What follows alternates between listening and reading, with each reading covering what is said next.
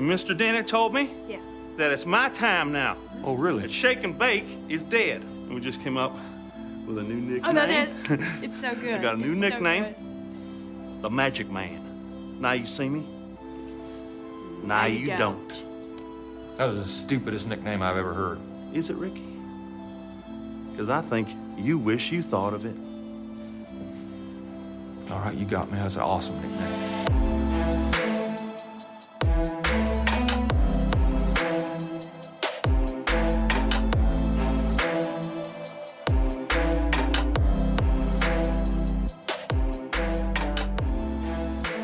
All right, everybody, welcome back to another week of Muskies on Tap. I'm your host, Gus Manti, and we got two of the other hosts on here tonight of the Muskies on Tap crew.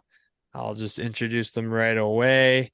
We got Brian Eckel, Max Manti joining us here tonight, and we're going to be bringing to you the interview with Jeff Lang of the Musky Metrics app, who wrote the Musky Metrics book and all the programming behind the app. So first off, how you boys doing tonight? I am doing great tonight. Excited to be back talking again this week. Had a great weekend down in Milwaukee, visiting some friends from college and getting after the bar scene down there in that beautiful Windy City. But yeah, excited to get into this weekend. We're starting fantasy football playoffs. Max, sounds like you might have found yourself in the playoffs in our league. One of the other members on tonight, I'm not so sure if they did this year. Gus, what happened there? Well, I'm in two leagues, and I did just so happen to make the playoffs in one. Well, thank you very much. 50-50. I did not. Oh, hey, that's not cool, man. And I did not make the playoffs in another. So 50-50 is not bad. I'll take it. That's about all I got on that. Yeah, but not only did you not make the playoffs in our league, you took I don't know if I don't know if anybody. anybody. Spending a little bit too much time out on the water this fall. Fishing too much. Not enough time. Come on, this is a musky podcast here, or at least fishing. So you know. Yeah. All right. Well, you'll be singing the national anthem a cappella next year at the fantasy draft weekend. Oh yeah, sure. When I lose, I gotta go a cappella. Well, everybody else was sing with them. Well, we gotta post you on the mop page, of course. Oh, tune in next Labor Day weekend, 2024. But yeah, Gus, I'm doing well. I'll be monitoring that. Just got off a good hour and 20-minute pickleball sesh with my buddies. Feeling a little sore, but rejuvenated, ready to go tonight here. Great interview with Jeff Lang. Learned a lot of informative musky chatter. Yeah, just very interesting guy. Knows a ton about musky fishing and all that goes on behind it. So yeah, hope you guys enjoy that one. Brian, hopefully I'll be seeing you in our fantasy playoffs. Good to hear that you had a good time in Milwaukee, as you referred to it, the Windy City. Not sure if other people from Chicago would agree with that, but you're close, you know. It's windy as hell down there this weekend. Well, as you guys will hear in our interview, you know, a lot of weather talk, and as it pertains to musky fishing. So, Gus, why don't you fire up? Hold on. Before we get in there, one other thing to touch on here. How are we feeling with the Packers? What happened there? Oh, well, you know, typical trap game. Off a 3-win streak. Yeah, I don't have much to say on it. I still got faith in the boys. I know I came in a little bit hot last week. I was feeling just a touch. Since simmered down. What was going on? Still confident in my guys. We were missing a lot of top end talent last night. You know, tough to travel on the road against the local kid, Tommy DeVito. So you know, it is what it is. Yep. It was we had a lot of external forces against us, but no excuses. No excuses. That's a game you got to win if you want to be a playoff team. Yeah, that's when you got to win. But the good news is we're not out of the race quite yet, which I think right now at this point in the season is fun, playing some meaningful games. So Gus, why don't you fire up this interview that actually talks about some musky fishing, and we'll see you guys on the other end of it. Can do.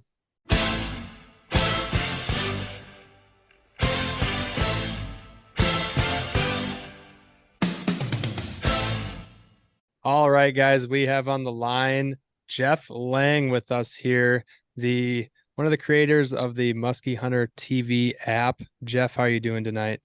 Doing awesome, guys. Thanks for having me on. Yeah, of course. It's a pleasure to have you on. I'm really pumped here tonight to talk about the app. That app was a freaking game changer this year. And I know I did use it last year before, I knew you, but man, this year it was big, especially getting more into the guiding things and taking more people out fishing more as it became a pretty important thing day-to-day basis. So maybe before we get into that, maybe do a little background, little history on you, like the musky fishing that you've done or what you brought into the musky game. Yeah.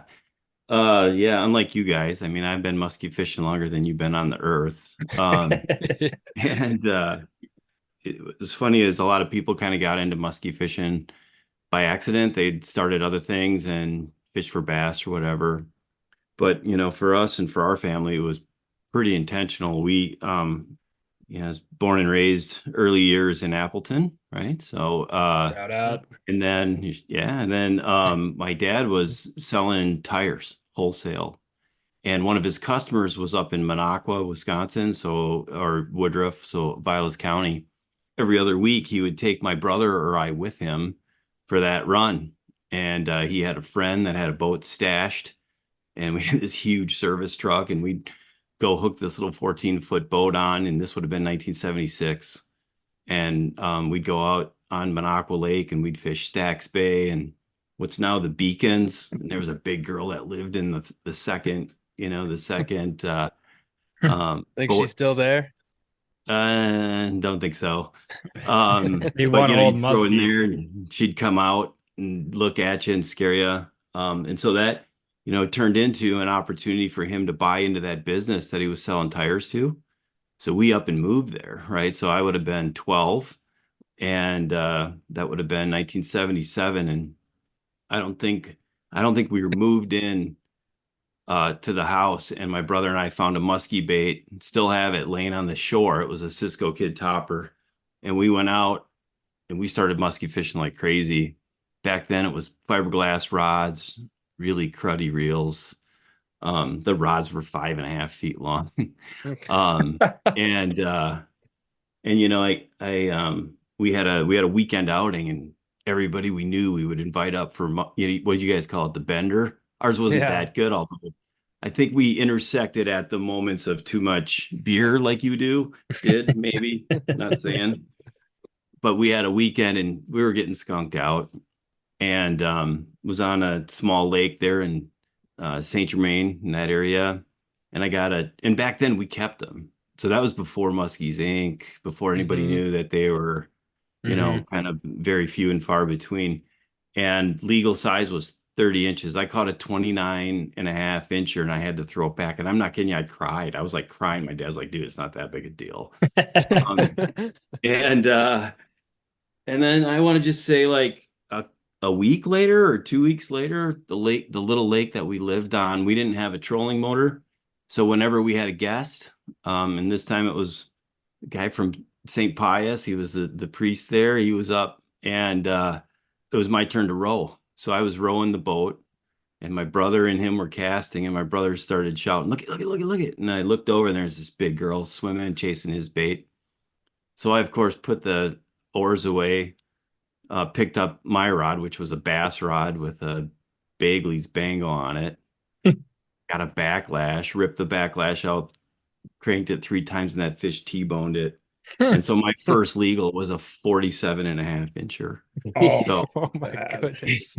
So I was kind of bit forever then. I mean, I remember when I was in high school, we did a thing, and it was Joe Bucher, Tony Rizzo, and Russ Smith, all 3 on stage, talking about musky fishing. I mean, we were in it. Like, I would run into Bucher at the boat landings and stuff like that. So for us, it's always been a thing. We've been chasing these fish for years. I wish I would have kept better notes.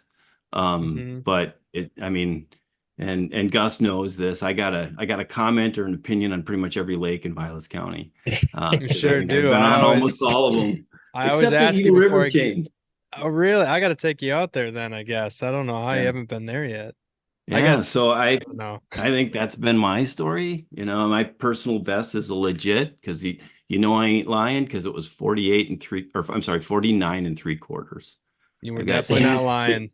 I got a 49 and a half and a 49 and three quarters. So it was my Yeah, biggest. that's definitely a bar 50 and an honest 49 and three quarters.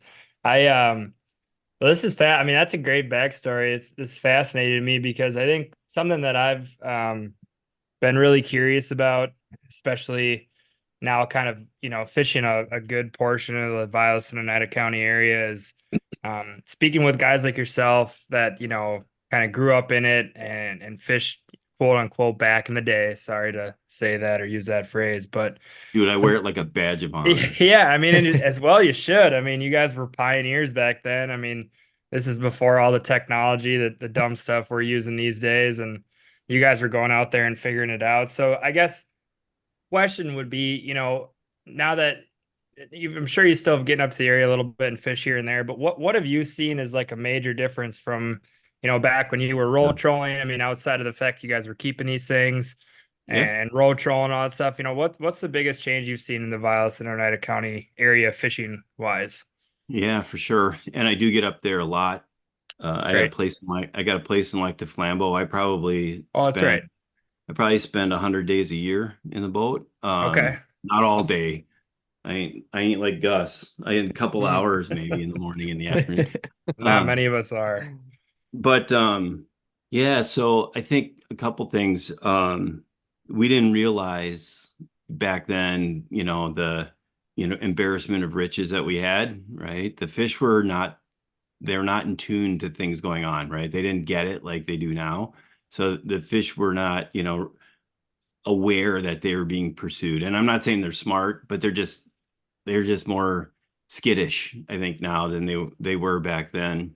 Sure. I think, the gear that we had back then, I mean, we thought we were, doing well because we had 30-pound mono. And, we didn't want to throw that big, heavy Dacron, so we were throwing 30-pound mono and cruddy rods. A big lure for us was called a marathon bucktail, which today is the equivalent of like a number 8 with a single blade. Oh my goodness. We threw a lot of small stuff. One of our go-to baits was a baby suic, right? So we had baby suics. Back then, you were kind of a dork if you threw top water. Like nobody threw top water.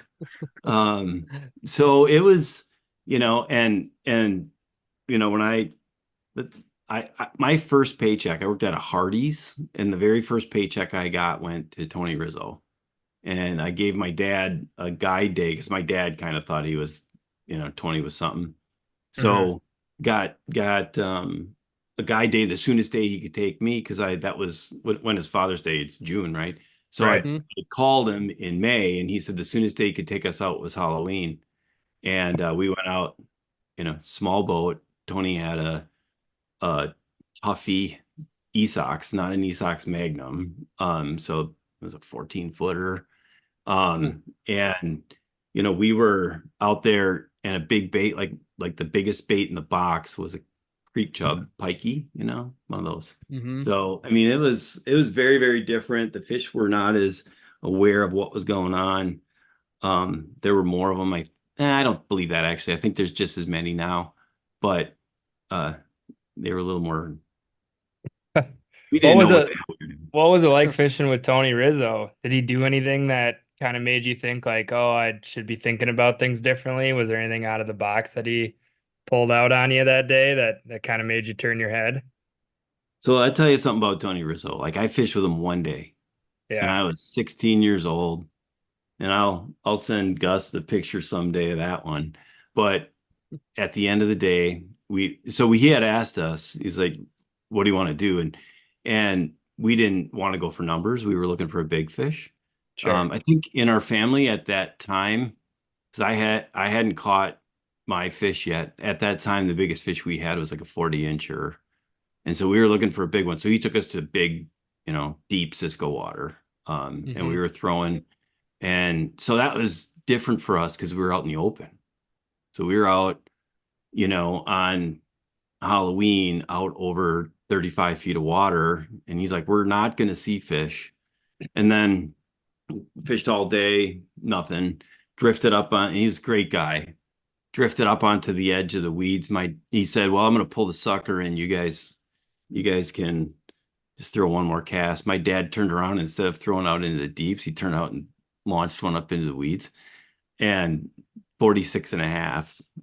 Tony was so excited. I'm like, he was like a kid.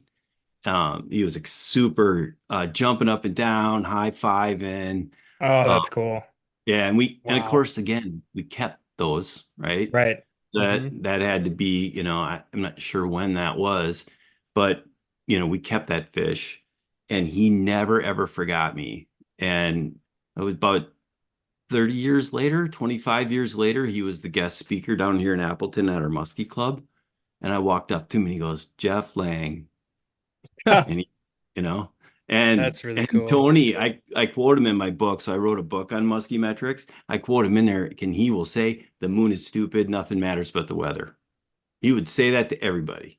Mm-hmm. I respectfully disagree, Tony. Right. But As we'll get just, into. It was a great experience.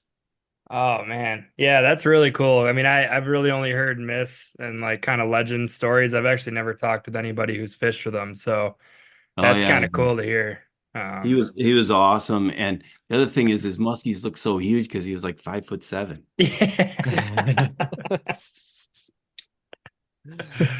Well, sweet. So you brought up this book that you wrote. I think we got to get into some of the really cool things you've created here in this industry. So you want to start with the book? Just kind of give us the background. Is it a chicken and egg thing? Do they run in parallel? Did the book come before the app? App came before so the book? the best part about the whole concept came because this thing started. I gotta put something out there that your listeners will be able to connect to. Like, this thing started when Brian was sleeping in, probably osh gosh bagosh baby denims. Still in the cradle. He didn't own any jeans then. But 2007, so I had gotten into, this idea that we had created an online fishing game. And what it was a map of, like, I think we had about 15 lakes. You pick a lake, and then it would hide muskies on the structure.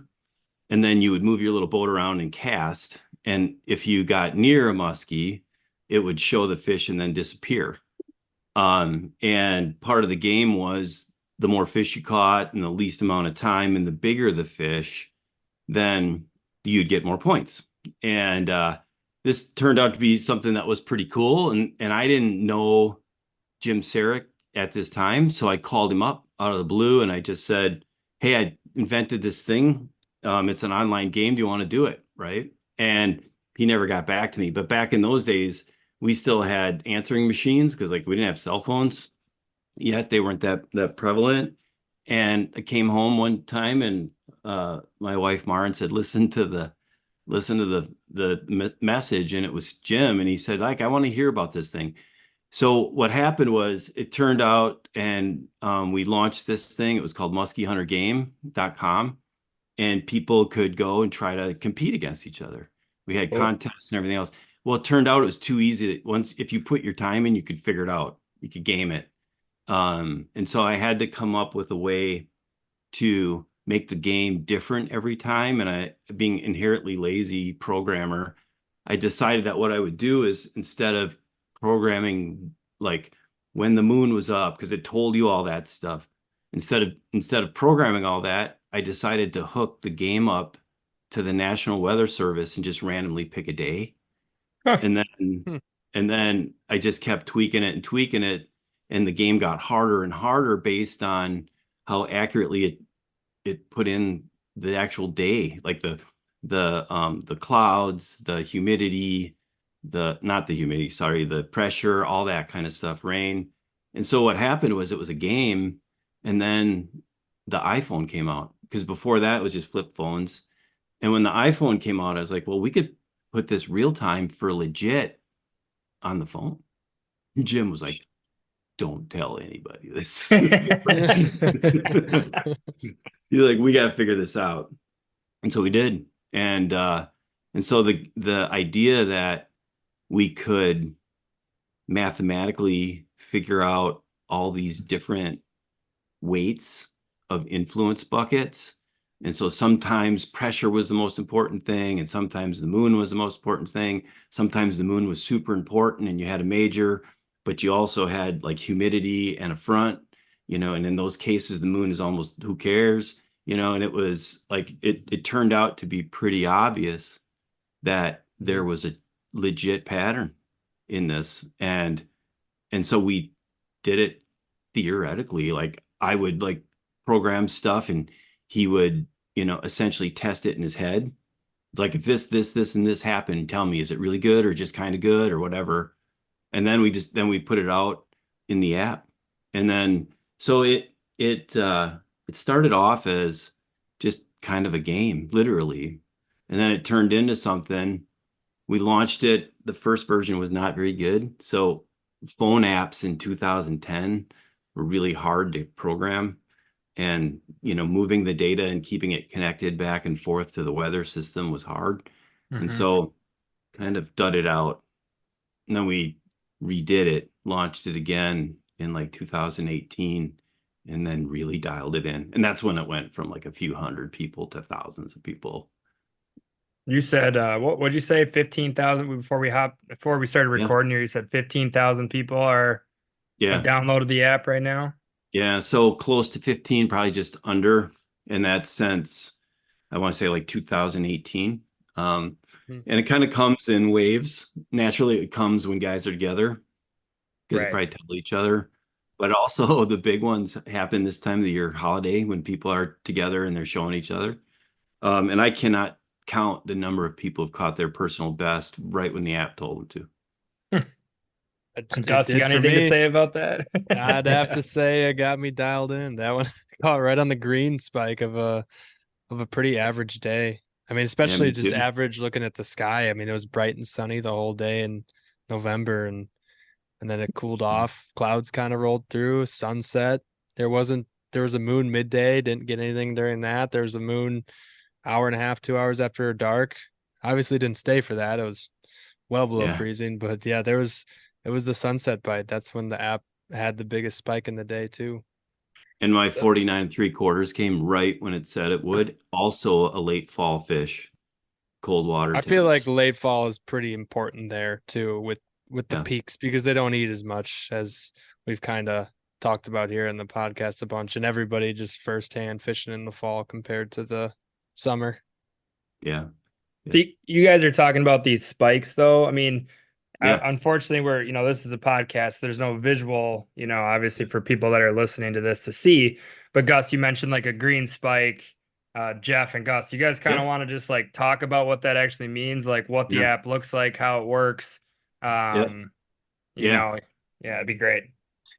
Yeah. So what it does is, first of all, it's localized. And just so everybody knows, you can run it in stealth mode. You do not have to have location services on. You can just put in the lakes that you want to follow, right? So it doesn't care where your phone is. If you're following the Eagle River chain, you can be in Hawaii and it's going to tell you what's going on the Eagle River chain. So, and then what it does is it connects to over 850 different weather reporting stations for live feeds. And it pulls your location's data for the next 24 hours and it refreshes every 15 minutes. And so then what it does is it calculates right now what your score is, right? Is it really good? So like it's 0 to 93 or 0 to 90 is perfect, but there's accelerators in there. The highest score I've ever seen is a 99. Sure. And when everything's together, it jumps up into the green. And so there's 3 equal bands. 0 to 30 is red. That's bad. 30 to 60 is yellow. That's kind of middle. And anything above 60 is green. So a high yellow is good, right? And so that's what Gus is talking about, is anytime you flip the app open, it tells you what the score is for that moment. But you can also look ahead for 24 hours, and you can look back for 24 hours. Yeah, the looking ahead and the back actually is really important. I'd say the history is just as important as what's coming ahead, because you kind of look back on the day once it's fully refreshed. And like I was saying, when you're saying that that's taken into account the weather constantly, 15-minute refresh. I've personally been on the water looking at the app with storms coming in, and I watch green or spikes into yellow if it's in the red, like move forward or back with the weather rolling in. So it definitely tells you, firsthand. Yeah, I don't know if we've talked about it or not, Gus, but that looking back is like super important. And the reason for that is what we found was that the patterns of what those dots, because we connect them together with a line, what that looks like. So if you look at the score for now, for the next hour, for the next hour, for the next hour, if you look at it, it will create what we call a constellation, just like star constellations. And so they have different shapes, and those shapes require you to understand before too, not just from now into the future. And so perfect example is, and so the shapes actually have names. So there's 5 different shapes, 5 different constellations. One of them is called tight windows. That's the one that made the moon famous. Everything's pretty much normal. Moon event happens, it jumps up and comes right back down, right? Goes along, moon event happens, it jumps up, comes right down. So you get 4 tight windows a day. I will tell you that I studied John Elton Knight, who came up with the solar tables and majors and minors, and this app is not the same. If he was still alive, we'd have a disagreement. And I kind of did it by accident, but it's so accurate. I'm not touching it. But so the tight windows pattern, everybody would know. You're kind of in the middle. You get a spike, make sure you're on your good fish at the spike. There's another pattern called trouble brewing. That means you've been running pretty good or pretty normal. But then if you look out a couple hours, the world gets pretty bad. And so trouble brewing is like, you better get to the fish that you know are active, because in a couple hours they're going to sleep. Dream days, everybody loves dream days. So you're running high in the yellow zone with a bunch of spikes, or kind of climbs and back down into greens.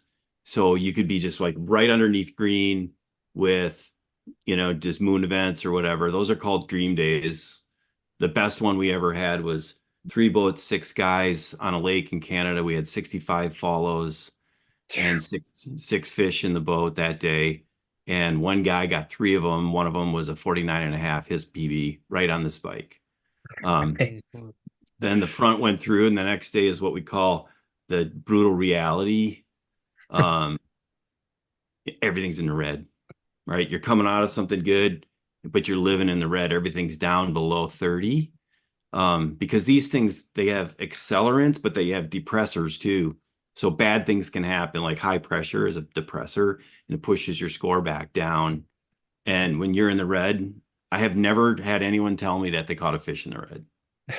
Well, believe it or not, we got a member of the podcast here who actually prefers days in the red and the yellow because he likes a challenge. And that's Brian, is what he likes to say. He actually prefers when the fish are in a bad mood, because he needs the challenge. Otherwise, it's just Negative too to easy neutral. for him. Negative to neutral. So I don't know if we can either confirm nor deny that he's ever caught a fish in the red, even though he likes it. Brian, I don't know if you got anything on that, but no, I just, whenever there's a day where I'm the one in the boat to catch one, I'll just say, like, yeah, they're just too negative to neutral today. Like, I had to move on myself, but definitely not ideal ones to be fishing in. Yeah. We'll get him a shirt that says, "I love brutal reality." Yeah, that'd be a perfect shirt for him. That's good stuff. Yeah, no, I mean, Gus, you can elaborate, but I know that we definitely use the app a lot during tournaments. It really helped out, and I'm sure it did as well for you, Gus, with your guiding stuff, and even just on days of fun fishing. Not that it would like predetermine on how we were going to fish or anything, but it was a very useful tool to just kind of look down and get some good reassurance at times. Like they should be biting. Let's get to some areas where we know there's some fish. Yeah, I definitely agree there. There's, some half day trips I had where I reached out to the clients and asked if they had the full day open. And if they did, and I did as well, it was pretty much 100%. I was looking at the app, looking at the best time. If it was the 5 hour period in the morning, midday, or afternoon. And that was definitely dictating when I was going somewhere with the app. And whenever there was like the major, a good portion of the app going plus a major was definitely like the best 5 hour window that I could find per day. And so Jeff, with the app then and all these scores, Mhm. maybe before going into potentially some of the other factors, and if you want to elaborate on some of the factors that go into it, what is or like how do you have moon affecting in there? Or Yeah. maybe a better question to go off of is like when do you find moon being like the number one factor in a day? Like what are those Yeah. weather patterns happening? Because I know weather definitely trumps moon in pretty much all cases. Like when is the moon having serious effect? So I would say weather trumps moon except for when it doesn't. Mm-hmm. So, and I'll give you a perfect example. So that the day after that dream day was a brutal reality day. And so we actually caught fish that day. And on that day, all of the other factors were negative. Like they were really pushing things down. There wasn't a cloud in the sky, super high pressure, north. It was a breeze, not a wind, but a north wind. So I had decided to go deep on a fish that I knew was there, was throwing a pounder. Unbeknownst to me, my friend John was somewhere else in the lake and he went deep. No follows that day, zero. And both of us on the moon event got a fish. Hmm. So the weather was trumping the moon, except on that day when the weather was so god awful bad, the only thing that mattered, and we caught those two fish within 15 minutes of each other, and both of them within a half hour of the moon overhead event. And so yeah, I agree with you that the weather can be a huge factor, but it really does come down to a collection of factors, and they, it's a pyramid, and so some things change fast, and some things in the pyramid change slow. So just it's podcast, so there's no visuals, but envision the bottom of the pyramid is wide, and the top is really narrow. The top is the speed at which things change. That's the maximum. They're up at the top of the pyramid. The bottom of the pyramid is things like researchable and logical kind of things, like what kind of lake are you on? Are you on a Cisco lake? Are you on a shallow stained lake? Are you on a reservoir down south? Are you on a Canadian big? I call them Minnesota bigs, Canadian bigs. It's like your Vermilions. So it does, at the most fundamental layer, also take into consideration the water type. What kind of lake are you on, right? Mhm. Because it understands seasonality. So it understands spawning, it understands summer peak, it understands, the fall kind of feed bag on some lakes, but not all lakes. So those are the ecological and kind of environmental things. Right above that, you start to get into seasonal changes, and that is also includes your moon pattern, right? So the phases of the moon are seasonal. Like they come and change I forget how many days. It's like 28 days or every 27 days. And so almost monthly. So that's the phase of the moon. And then you start to creep up into kind of other monthly things that are going on. And then you get into the daily events, which are sunrise, sunset, moonrise, moonset, moon overhead, moon underfoot. I also consider sun overhead, sun underfoot. And then you get into the real-time things that change. And those come from the weather, right? So that barometric pressure, cloud, winds, wind change, directional change, speed change, cloud bursts. Pretty much it can take all those things in. There's over 350,000 different combinations that it could find. And have you found, because this is the question I'm very curious about, have you found certain moon patterns to be more favorable with the app than others? Like for example, is full moon like a very classic, I think, question that a lot of people have is, a lot of it's normally asked, do you prefer? But I guess now that we got a expert here, it's my question would be, have you seen data that's better? Full moon, new moon, quarter moon, half moon, underfoot, overhead. I mean, Yeah. are there certain moon phases that just triumph other ones? So all I can do is tell you the experience we have, Hmm. which is an opinion. Okay. So I can just tell you that I score new and full the same, Okay. right? Now, the app knows where you are, so it knows exactly when the event happens. So it knows to the minute when it's overhead, when it's underfoot, and all that. So if you think about full moon coinciding with a sunset, right? So depending on where you are in that day or the day before or the day after, you're going to have a moonrise a little bit before or a little bit after sunset. Same Hmm. goes, the one that's even harder to track is new moons. So for me personally, I prefer the new moon. I think, and I don't score it that way, but I think when the new moon is aligned with the sun, when they're both setting on the same horizon, that's a bigger impact than the opposing new gravitational pull and the sun on the opposite horizons. So even though mathematically I score them equally, personally, I'd rather be out there on the new. And then to your other question about as the moon phases change, absolutely believe that that matters. And so what we do is basically score proximity to new and full, right? So you can get pretty far away from it when it's the crescent. I Hmm. still think it matters, but it just doesn't carry anywhere as near the weight. And then just to bring it back to what I said was, all I can tell you is the experience that other people tell me. And that is Right. that it does work. It does get it right. And I'll just tell you mathematically what it's doing is it's not giving weight to a 20% waxing moon. There's not much weight there, even in a major.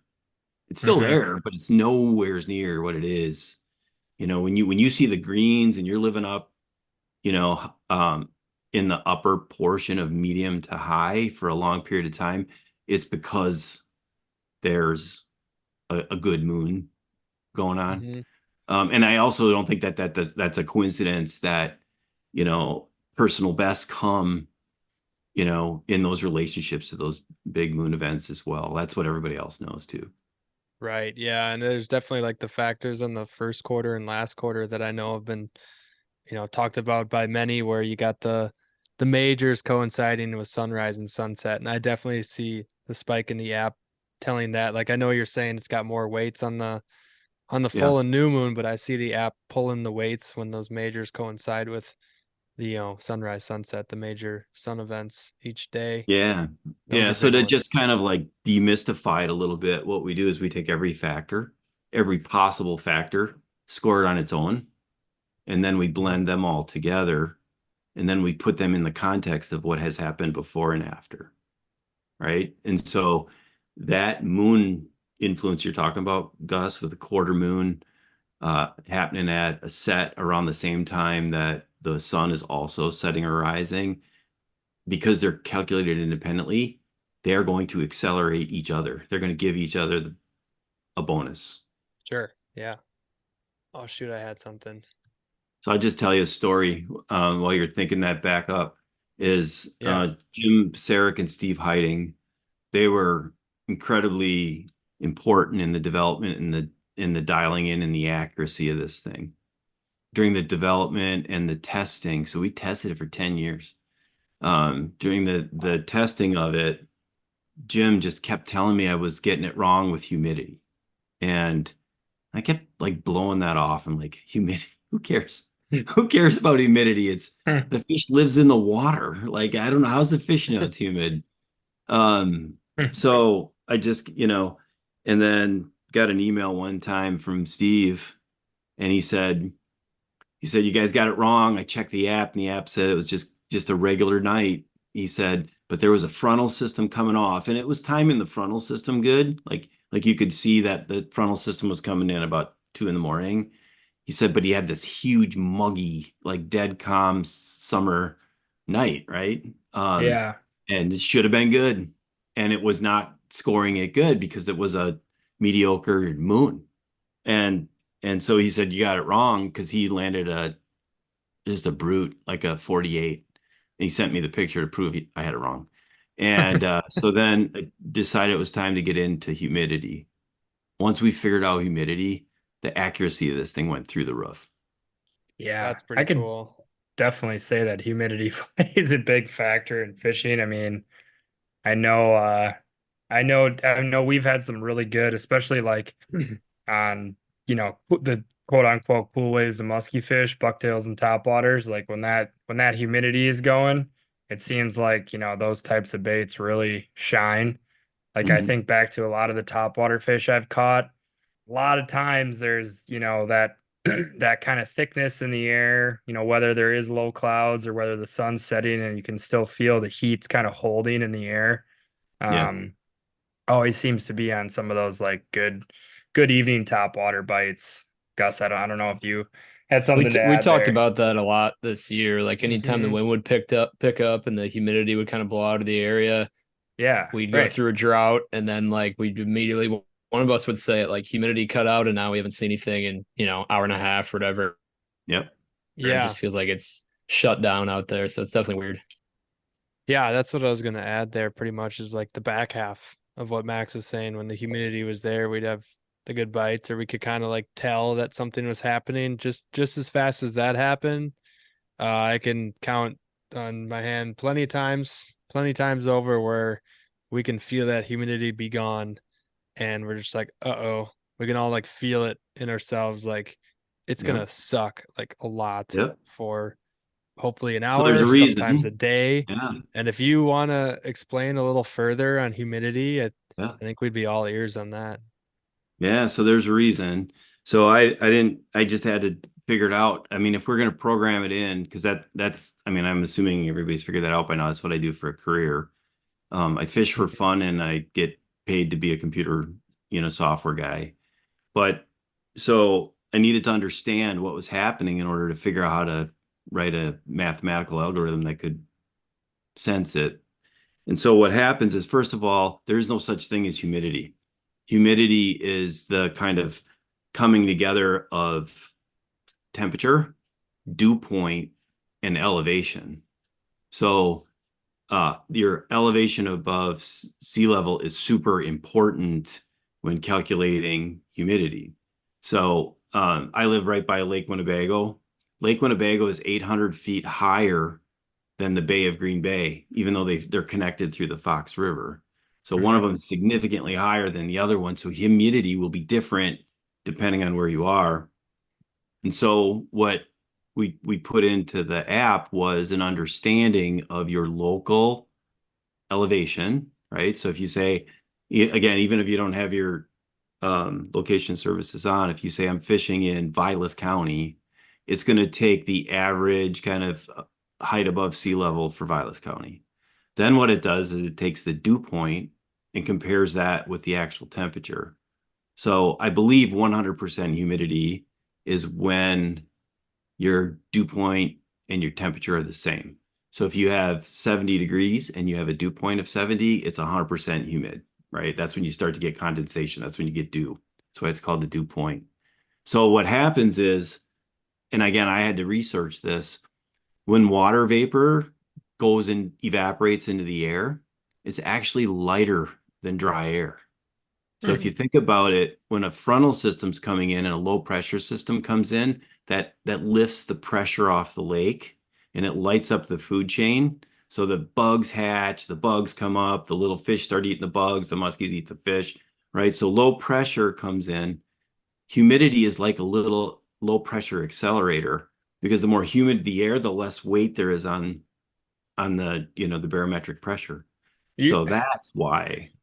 you just solved one of the biggest curiosities I've ever had in the world of golf, shockingly enough. Oh yeah. that the ball travel for everyone who listens to this that also plays golf. The ball travels further when it's humid out, and I've Yeah. never understood any science behind it. I've just kind of known it growing up and playing the game. But that now makes so much sense that the air is actually lighter. Yep. And, if you go play somewhere that's a little bit, drier or whatever, the ball will fly less. So that's crazy. Also why they kick all those super long field goals in Denver, Yeah, right. Well, right? yeah, Because elevation. Yeah, higher elevation. I played golf in college out in Colorado, and like we would just bomb drives right there. It was Yep. super thin out there, but on like a muggy, humid Wisconsin summer day, you could beat the shit out of a golf ball, and I never knew really why, but now I do. So good to know Yeah. that a Yeah. few years So later. that's why with what Brian was saying, right? So like it's very local. So Mhm. if you have a lake, let's say you're on a 500-acre lake and everything's hot and muggy and the mosquitoes might be there, probably there. And that's all going on. And then you get just a blast of like dry air coming in because there's a system coming because it doesn't always come in even. Like you can take the humidity off of the lake, like the entire lake, by just because the drier air moves in, just even if temporarily, that'll change the pressure in on that water, and it just changes the fish. So the thesis of the whole thing, and you had asked a question before I didn't answer. So the whole thing was we figured out the relationships of all this stuff to each other, and I've got this fascinating like spreadsheet where I can dial in something and it changes the weights and says the moon is 27% of the influence, the pressure is 14, the humidity is 18, and it tells all these things.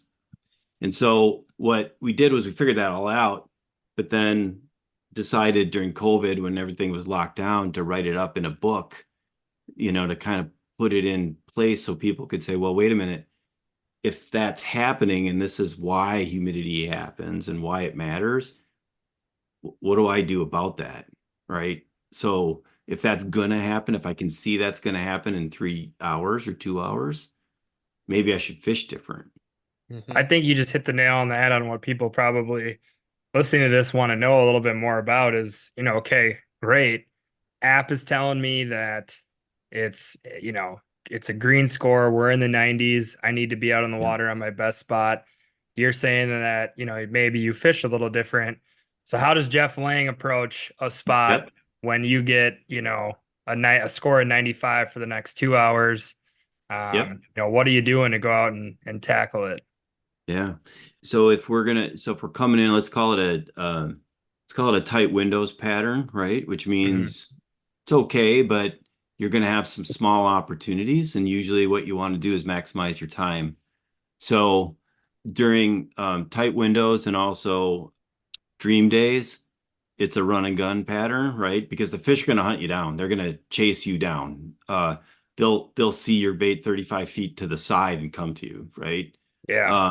Whereas if you're in trouble brewing, you might still have that, but then it's going to get worse. If you're in brutal reality, you got to be right at them. Like those two fish we caught, after the big day, we were like, I was bumping that pounder on the bottom, right? I thought it was snagged. I didn't even feel the strike. It was just a little tiny tick, right?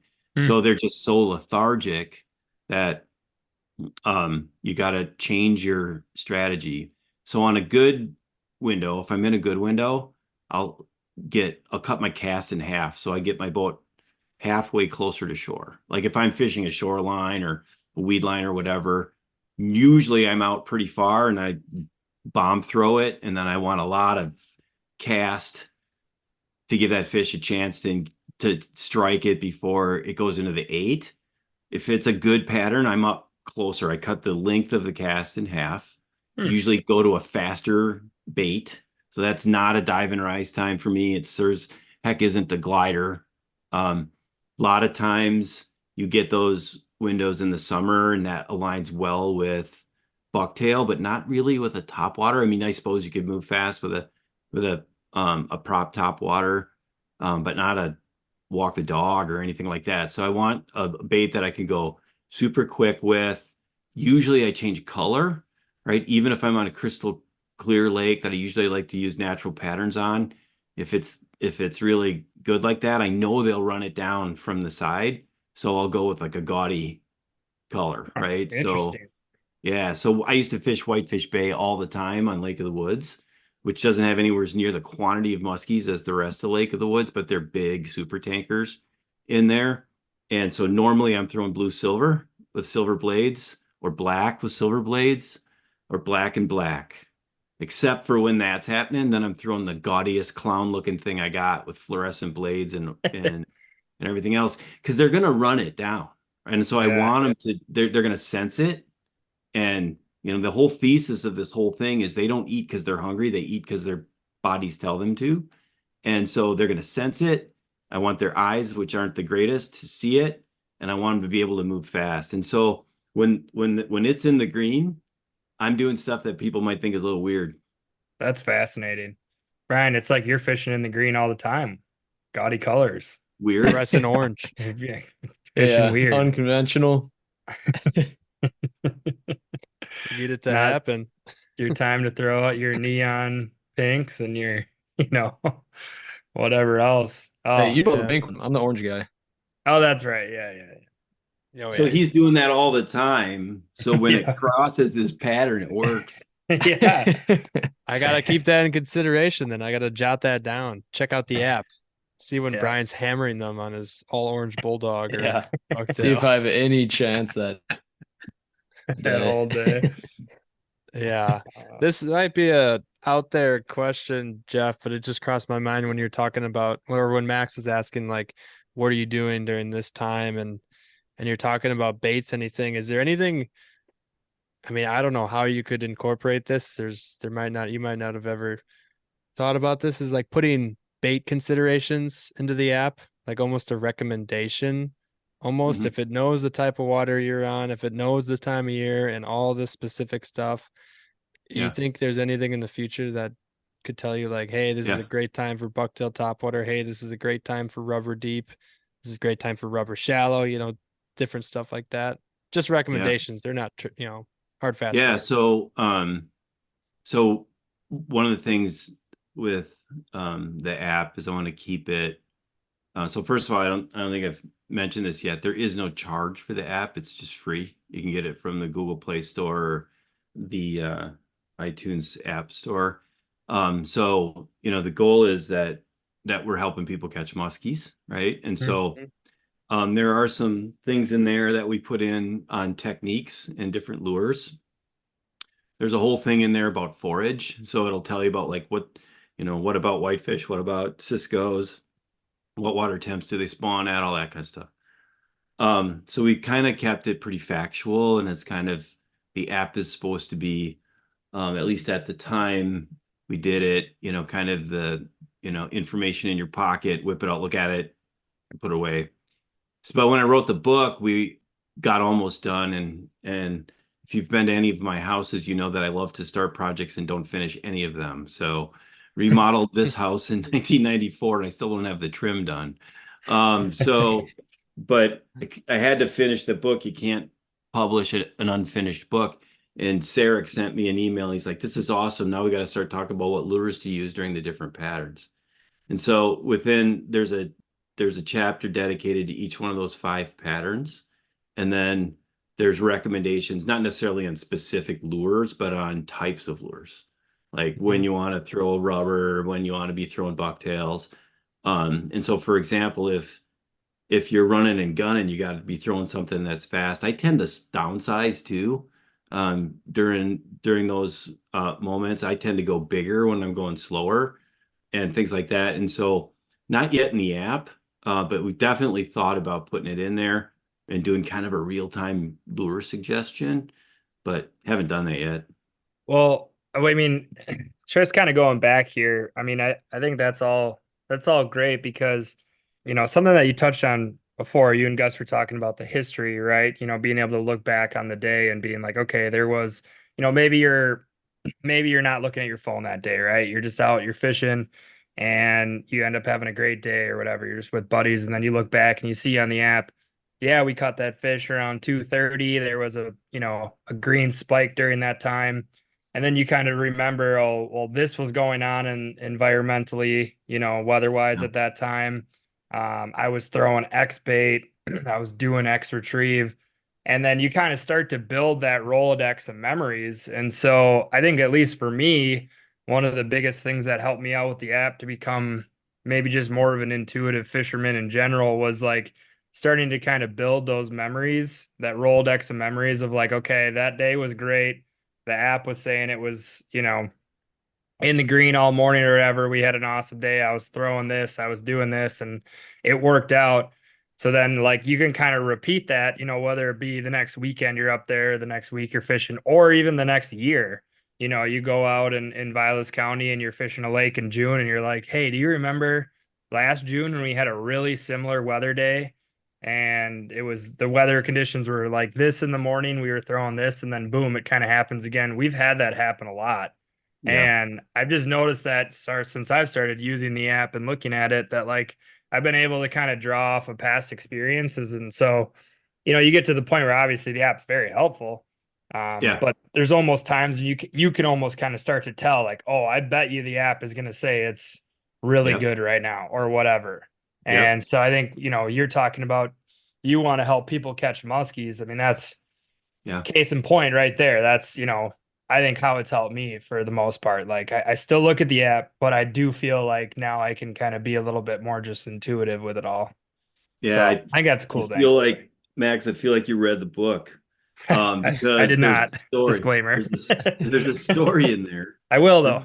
I don't know if you guys know Gord Pizer, if you've ever heard of him. I So, don't think so. shout out Gordon. I think you should get him on your podcast. I can get you introduced. He used to run the fisheries management in Kenora. And he's a heck of a muskie fisherman. He's a really good fisherman in general. And really a lot of fun to have on a conversation too. But I didn't know him. I knew of him. And during COVID, he was doing a podcast and I caught it and he was breaking this thing up. Like, I don't know this guy and he's talking about my app, right? And he's talking about the That's cool. algorithm. So I reached out to him and struck up a friendship with him. And in 2019, him and his grandson Liam, on opening day, which is, I think, in Canada is like the second or third Saturday in June, they were in a spawning bay, coming out of a spawning bay, and they raised a big, 50 plus and did not get her. That was in 2019. 2020, similar spring, figured the fish were still going to be just coming out of the spawning bays. And so they had to run a 20-mile run. And so just like you said, same thing as last year.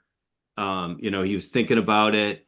They got there and Gord backed off on the throttle and asked Liam, and they just believe in the app. So they busted out the app and they said, what do you think? He asked his grandson, do you want to go in there? Because there was some people in the area. He said, do you want to go in or do you want to wait? Because it was 45 minutes till the green. He said, let's wait. So they went somewhere else, came back, slid in there right when it was green. 6 casts in, he got his personal best 52. Same fish. Unbelievable. They think it was exactly the same fish in the same exact spot. Very well could be. A year later. They do that. I love hearing stories like that because it makes me think of all the big fish that I've missed in northern Wisconsin. And I just pray to God that they still live in the same areas where we found them. That's cool. Well, we can get back to more of the app stuff, but I do want to talk a little bit more about the history you have in Vilas County. So you said you get about 100 days out there still. Yeah. Are you Gus, you mentioned Gus is like you got an opinion on damn near every lake up there. Are you still doing exploratory stuff, or are you, when you're going up there now, do you feel like hey, I kind of got my group of lakes I really like? Is it Cisco stuff, stain, combination of both? I mean, what are you typically fishing when you get up there? Yeah, I got a personality trait that once I start to get comfortable, I start to get bored. Sure. So I'm always moving. There's a lot of lakes in. So I've been venturing up into the Presque Isle area. As I mentioned, I love the Lac de Flambeau area. The area I know the best is Minocqua, Saint Germain, Arbor Vitae, kind of touching up into Boulder. So I know that kind of area. And then, so like last year, the crazy stuff was that I was really getting into is new techniques for one. New electronics have opened up new water for me in lakes I already know. Sure. So a lot more open water fishing than I've ever done before. But now, venturing up into, the some of the boundary waters on like the northern kind of edge of Vilas County up into, Michigan.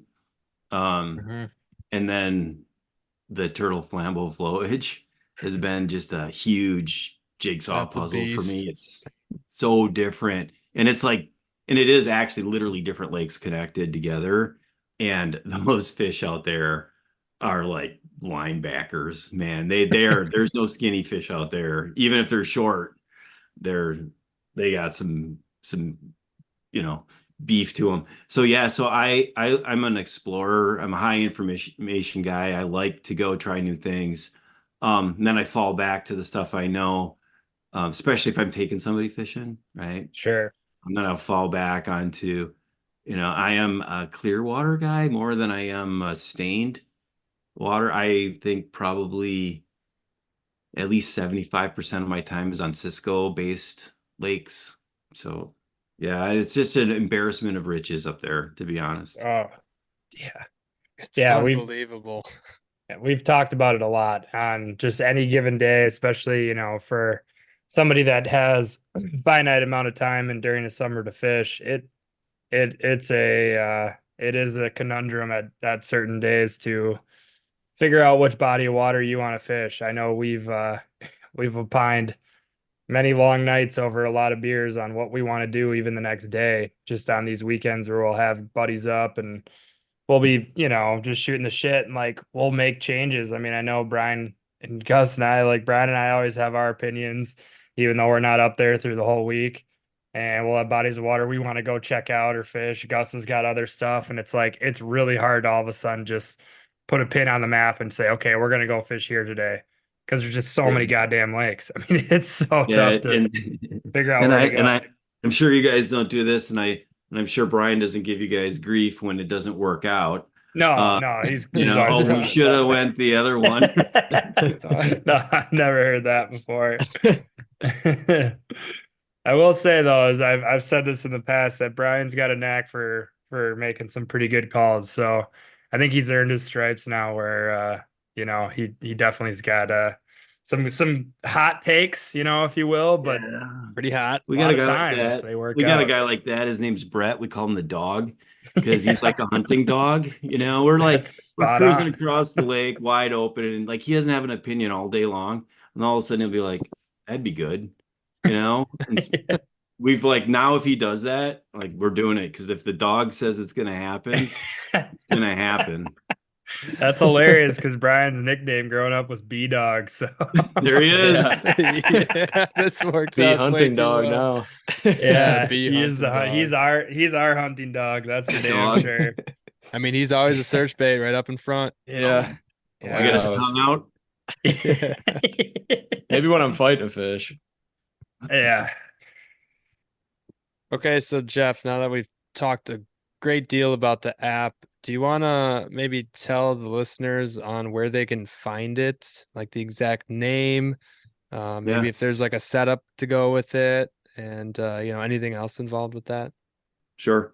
So it works best on phones. I've heard of people running it on iPads and stuff like that, but it really is designed to work on phones. It works on iPhones and Android phones. And so it's available in the app stores. Kind of the easiest way, probably. Like there's multiple ways to find it, just like everything. But muskymetrics.com is my website. And there's a little bit of, more information about how it works. There's links there to, the Apple Store, but also to the Google Play Store. And then also down at the bottom, there's an e-commerce link if you want to buy a book. and book's $20 plus shipping. So so Musky, Musky Metrics, metrics.com is that thing.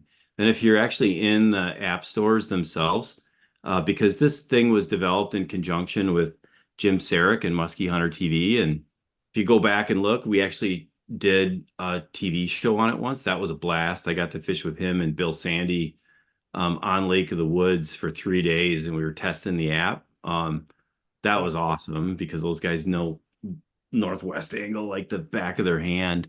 And so Musky Hunter TV it's branded under, so you can, even if you just search for Musky Hunter, it'll show up. It says Musky Hunter TV. It's a red, it's got a little black musky logo, or MHTV. So any of those searches should get you close. But absolutely, if you go to muskymetrics.com, there's a link there into the install. It's a pretty simple install. I would just say make sure your phone's set to automatically take the updates.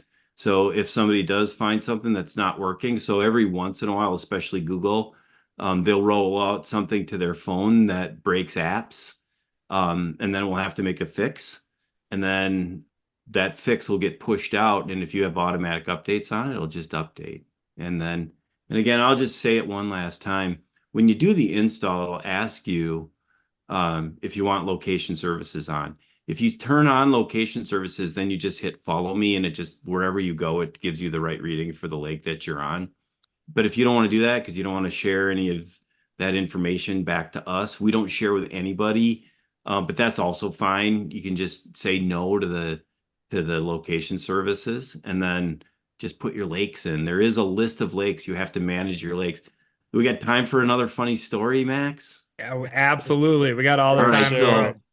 All right, you guys. So I think give a shout out to my dad, Dave Lang. So he's the one who got me into this whole fishing thing when I was but a boy. Shout out. He's a guide. He guides for bass, walleyes, and northerns up in Minocqua. He's 82 years old. He did 122 guide days last year. Wow. Last summer. Unbelievable. So he's grinding. He's loving it. Anyway, so early on, when I was telling him about this thing, he just looked at me like, this is the stupidest thing I've ever heard of. Like, whatever, you're just making stuff up. That's basically what he told me for the first 5 years. And then he started to look at it, started to pay attention, and he was telling me, he's like, he texted me, he's like, it worked. It was on. It was right. And then, 2 days later, I'll get a text. This thing doesn't work. It was totally wrong today. It was completely wrong. And I'd be like, well, it's not perfect, right? I mean, if it was perfect, I'd probably be sitting somewhere drinking a Mai Tai. So, I mean, so anyway, I just kept telling him, well, it's not always going to be perfect. And he kept sending me texts. It was great today. It was terrible tomorrow. What today? And my nephew laughs, and he calls me one day. He goes, Grandpa never changed the location. He was only watching Lake of the Woods. And so when we had the same pattern in northern Wisconsin as Lake of the Woods, it was on. Yeah. When otherwise it was off. And once he put it into follow me mode, he uses it. He, just like Gus, he uses it every day. And he'll actually tell his clients, this thing says it should be good. We're not catching fish. We're moving. We're going to a different lake. And then they'll actually pull and they'll go to a different lake and they'll catch fish. Because something was up on that lake. I don't know what was up. And so, but yeah, so you do have to manage your lakes if you're not using the follow me. What'd you say, Gus? Yeah, I would have to agree. Big time. I got a whole set of lakes in there. I do my current location sometimes too. So that I don't forget, I'm keeping the location, say Eagle River, and say I'm going to a different town or headed way south or really far away or something like that. So for sure. I mean, the moon has been a discussion since, John Alton Knight figured it out in 1934, right? And so everybody knows moon majors and moon minors.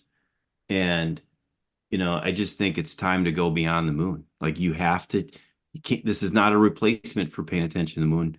It's just that there are other things that matter too. And sometimes those things matter so much that they snuff out the moon. And on the days when things are really good, and that goes back to your creating memories and trying to remember situations, Max, is when things are really good, like we don't pay attention to this stuff. We don't look at the tools. We're just flying and having a blast. But then if you go and you sit down and you want to maybe make some notes, you can go back and look. And my guess is it'll be right, but usually when it's good, nobody's looking at it. It's people are looking at it when it's not good. Right. Well, Yeah, and I know in the app too. I mean, I'll just say this for the people that maybe have a little bit hate on the game and just love the moon a lot. I would have to say if you just get the app and you have your location down, it's got like a perfect. You can follow the moon perfectly because I know people always Oh. ask, it's like, what do you use to follow the moon? And everyone's like, well, you got to go look up your location online and then get a lunar table for that month. And it's like, well, if you look at the app, it's just gonna tell you when the moonrise, moonset, moon underfoot, and overhead are. You don't have to look at the score if you don't want to, but you'll probably end up looking at it more once you have the app. So Yeah, that's it a actually shows a picture of the Earth, puts you on it, and it kind of moves the moon around it. So you kind of know where it is. And then I don't know if you guys have noticed or not, but there's a little calendar icon there. If you click on Mhm. that calendar icon, it's an infinite moon calendar to the future. You can Yep. look you can look as far as you want. And then if you pick a day, Gus, off of that calendar, it'll zoom in and show you the events of that day. yeah, So like if you're it's planning a perfect. trip, right? So if you're planning a trip somewhere, like, to drive northern Minnesota, to Leech or Vermilion or up into Canada or whatever, and you want to pick a day when you think you're going to have the moon events where you want to be out on the water, like you could look ahead. So I definitely, you could tell it's made for a guy I mean, I created it for myself. Yeah, it's perfect. It It is. works too Yeah. well. I Yeah. didn't know about that calendar function. That's pretty sweet. I was just looking ahead at when we talked about getting up there to ice fish and stuff to see what the moon's looking like. So Oh I yeah, didn't know it was a Brian. feature. Brian, you worried about that weekend? Jeff, we do a big ice fishing weekend every year. Gus and I we recruit teams and we go head to head. And Oh actually man. the prize is a cash prize, but you actually have to use the cash to wager on a sports game. So, the possibilities are endless. If you win, you also might be, back to zero. But in the history, it's been Gus, Brian, and our buddy Jack, or whoever else, and then me and my two buddies, one of which almost never fishes. The other one actually is a pretty good ice fisherman, but just like bass fishes or whatever. And shockingly enough, last year the old guys took it to the young guys pretty good. So I'm guessing Brian and Gus are going to be coming back with a vengeance here next or this I guess this winter.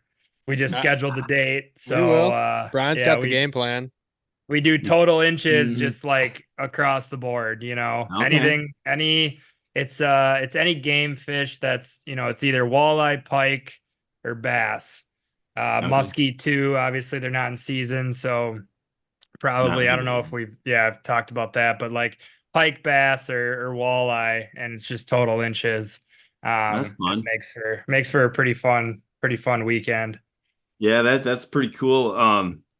That's the old saying, hey, take those winnings and go to the casino and double it. Yeah, Never works. Yeah. well, it I didn't for did. us last year. It almost did, but it didn't I work know it out. did. I know it did for me one of the years that Brian and I and our team won. I do know that I had a pretty big football parlay. Oh, nice. Must be nice. Must be nice. Yeah. Well, the None of rule, us so can hit any of the one. leagues that the rule, I mean, it's not a written rule, but like if any of the leagues I'm in, if you win and you don't buy rounds, your car might get keyed. Yeah.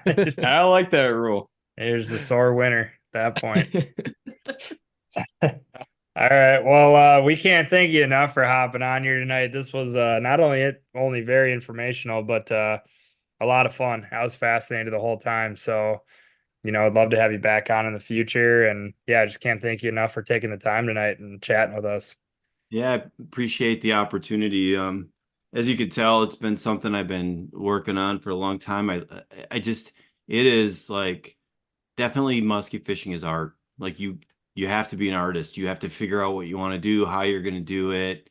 I think you have your own kind of way, especially nowadays where the fish are you know, you got to do things different to be different than the guy that went through in front of you a half hour earlier. But what this thing has done for me is just reinforce that underlying it is a bunch of science, and it just freakishly works. So I really appreciate the opportunity to get on here and talk to you guys about it, talk to your listeners about it, and it's been a blast. And I'm glad people are liking it.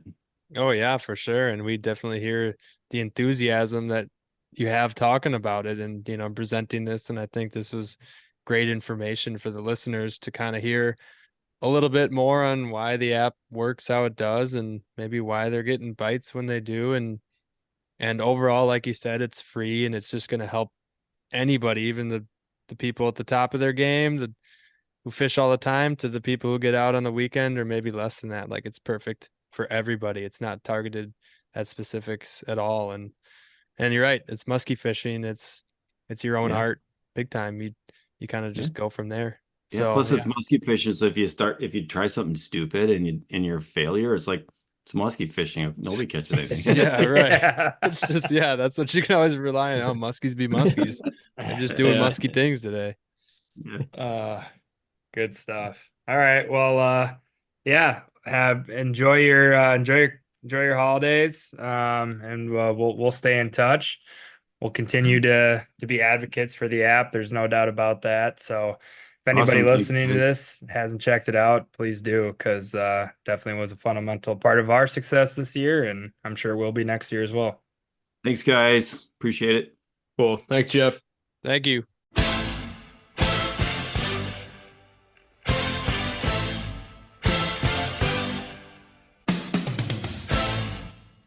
All right, guys, that was a fantastic interview with Jeff Lang, as we always like to do here on the Muskies on Tap podcast. Brian, I'm going to turn to you real quick. What did you learn from the interview? What was a big takeaway for you? Well, I learned a lot of things. He was very informative. It was cool to kind of break down how the app worked because going into it, I assumed it was mostly moon phase driven. Learned that a lot of the other elements and weather patterns have a big effect on it as well. So that gives me a lot more confidence when looking at it. Unfortunately, I'll have to wait quite a few months until I get to use it again, but looking forward to that. So it's cool to hear from Jeff. Gus, what about you? Oh man, I mean, I think I'm gonna have a really good time editing this one because I get to listen back to all this, and I might even take some notes myself and kind of just think about things on some of the catches that we had this year. And I know the kind of part that you brought up, Max, where you kind of almost write down in your head, write down on a notepad, write down in your phone on like how you caught a fish during this peak bite window that the Musky Metrics app predicted, and you kind of just add in to your repertoire on kind of like what lures you want to use during that time period. It kind of, I feel like it goes over people's heads for sure. Cause like I would say probably one of the biggest questions in musky fishing that a lot of people ask, and definitely a lot of the new people ask, is how do you pattern these things? That right there is like one of the best things you can do, next to kind of taking your notes on lakes, when lakes are good, when they're not good. Those are probably the other things there. But I don't know, what I learned about the app for sure more is that I like it a lot. I like it more and more every time I use it, that's for sure. And I definitely learned the enthusiasm behind it, getting to hear it firsthand from Jeff Lang to everybody. And learned a little old history as well on how he got brought up into the musky game and kind of just started really young, which that was really cool to hear. So what about you, Max? Yeah, I agree, Gus. I was like hearing from people that started their musky careers in the Vilas and Oneida County area, just as us three did. But I think, applicability wise, the biggest takeaway I had from the interview that is something I'll definitely try out next year and something I've never thought about before, but using the gaudy colors during peak times, because if a fish is fired up and the metrics are aligning, saying that these fish are going to want to eat because their bodies are telling them to, it's the best to just get a bait out there that they're going to be able to see and track from the furthest distance away. So, yeah, I would say that that was probably one of my biggest takeaways, just as far as some cool new, maybe a little ninja trick to put in the back pocket for Mhm. next summer and put it to the test. But yeah, no, really fun interview. Really cool guy. So glad that he was able to come on and join us tonight. As far as what's going on in the world of muskies right now, I mean, Gus, it sounds like 99% of the lakes and Vilas and Oneida County are locked up. We've just scheduled, as we mentioned in our interview, our big ice fishing weekend.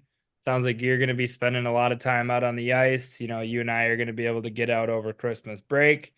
Not that many people want to hear about us catching crappies, walleye, and pike, but should be Not should that be a we're good that great ice. of those types of fishermen anyways. We're learning big time on that. Ice hard water was not our Oh strong suit yeah. growing up. Yeah, but should be a good winter. But as far as the world of musky fishing, I mean, what do we have to look forward to? Also podcast wise, kind of what's Mhm. going to be going on here over the next few weeks.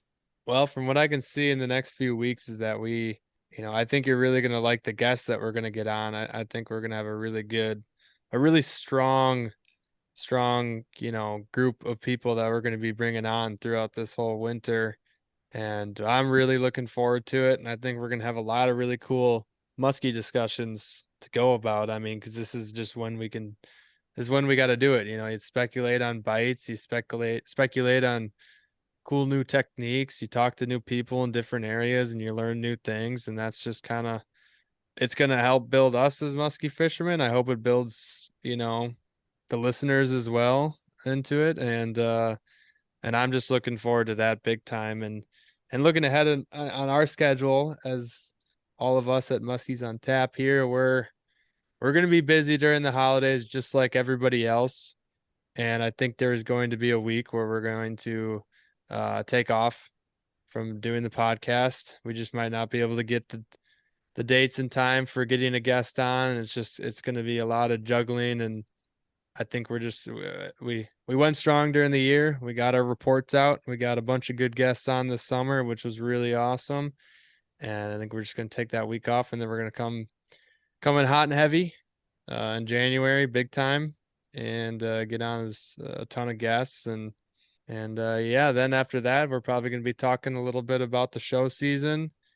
I'll give everybody, once I've absolutely 100% know on which shows I'll be going to. I can for sure guarantee that I will be going to Milwaukee. I'll actually be doing a seminar down there with some local buddies. I'll be doing that with Clayton Spees. I think it's like a guide panel. Clayton Spees and Peter Blickards. They're both up here in our area, and I know there's going to be an array of other guides with us as well. I'll give out more information once I get that. Looking forward to that big time. And yeah, I'll let people know some more information on that once I'll get out the dates for those when I have them handy, and it's going to be more in the thought process here. But yeah, as far as muskies go, that's it. That's what it's going to be like for us. I mean, the boats, I think between the last podcast and this one, the boat was sent into a warehouse. It was already winterized prior to going into heated storage, and I'll be pulling it out in April, maybe before that if I have to get a few things fixed, as what happens when you fish into late November. Shit breaks. Another live well bilge gauge open close thing snap because it was below freezing. Mm. So we had to keep suckers in an aerator for a little bit there at the end instead of in the boat coolers or in the boat live wells. I think the interior lights stopped working. The horn hasn't worked in a long time. The stereo Gotta doesn't fix work. that. It does have a motor that works. It's got a plug and it's got a floor to stand on. That's all I need to Yeah, catch well, fish. But yeah, no, we got some good guests lined up. Good array of some younger guides, some guys that have been doing it for a little bit longer. Maybe a little teaser, kind of maybe even an international guest. How are you? how are you? Yeah.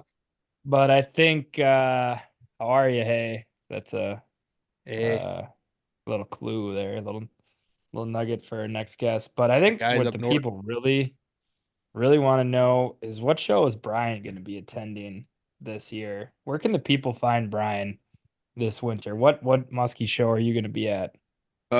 Most likely Wausau, Wisconsin. Closest one to home? Yeah, was there Shout out. last year. Had a great time. Looking forward to going back to that one. Maybe I'll go back to Milwaukee. Had a good time there. Could have some fun there. Show Gus around the city a little bit, city boy lifestyle. Yeah, show me the We'll Windy see. City. I'd like to Yeah. Yeah, see maybe take a firsthand. trip into the Windy City. All right, guys. Well, that was a fun one tonight. Hopefully everybody enjoyed a little bit more technical podcast. I certainly did. Gus, you got any quick guide info and everything starting to book Yeah. stuff for 2024? Yep, I just made a post on Instagram and Facebook that, I'm 100% opening my books up to 2024 now. I've already taken a few, but I just wanted to let everybody know that it's wide open now and ready to roll.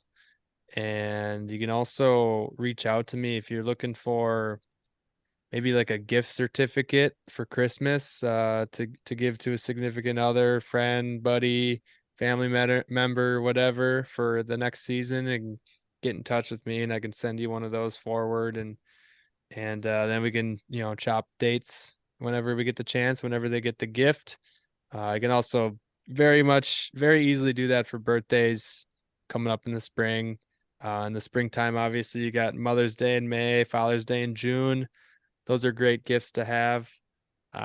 Just something to look for in the future. So, and you can find all the information on my guide service at www.sugsfishing.com. Quick little plugs on the social medias. We got Sugs Fishing Guide Service on Facebook. You can add me as a friend, Gus Manti. We also got Instagram, which is my account, which is Sugs Fishing, and then our account as Muskies on Tap is just at Muskies on Tap. Shout Nothing out. else to it. Shout out to that. And if you could toss us a follow, that'd be great. If you could tell a friend, that would be great. Sweatshirts. What about sweatshirts? You got Sweatshirts. sweatshirts left? We got some sweatshirts left. There's really not that many What? left. No, yeah. There's just a couple Oh, left. I've been yeah. getting, a good a number of orders still in, and also some really great pictures, DMs from some peeps that have bought some beer glasses as well, with topped out with some pretty fancy beers, and that was pretty cool to see. Yeah. All right. Well, we got some sweatshirts left. That's cool. Sounds like there's not too many. So if you are looking to get a little last minute holiday gift, Gus has got a little bit more time on his hands, it sounds like, these days. I know you're starting up some winter work here, but you'll be able to ship those nice and tidy to Yep, whoever nice needs and them prior properly. to the holidays. So it's all good. Maybe some new merch stuff in the works too. So stay tuned for that. Sweatshirts, we're Yeah. Do we want to give a preview yes. quick and maybe ask for recommendations on colors, maybe potentially see what the Sure. listeners want to see? We We'll have to might put put up a something. poll for that. I think we're gonna put up a poll on Instagram for sure. But if anybody out there has a preference or what kind of hats that they like to wear, we're in the works on a hat.